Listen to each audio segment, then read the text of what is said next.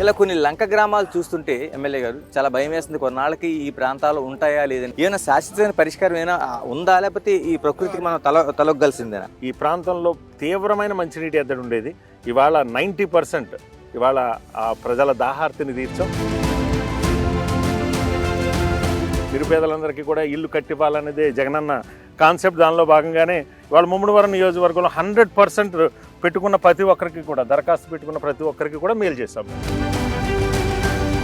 అంటే జగనన్న ఇళ్ళ స్కీమ్కి సంబంధించి మీ నియోజకవర్గంలో ఎన్ని ఉన్నాయి, రెడీగా ఉన్నాయి, ఎన్ని చేయబోతున్నారు ఇంకా? అంటే ఇప్పటి వరకు సుమారు 3,500 నుంచి 4,000 మంది నిర్మాణం స్టార్ట్ చేశారు. అవి కూడా ఇంచుమించు కంప్లీట్ అవుతున్నాయి.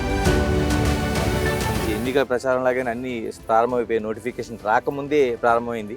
ఎలా ఉండబోతుంది పోటీ, ఎలా ఉండబోతుంది? ఇవాళ ఎవరైతే మేలు చేసామో మేము ఒకటే చెప్తున్నాం, మా వల్ల, మా ప్రభుత్వం వల్ల ఈ 5 సంవత్సరాల్లో మేలు జరిగిందని భావిస్తే మమ్మల్ని దీవించండి.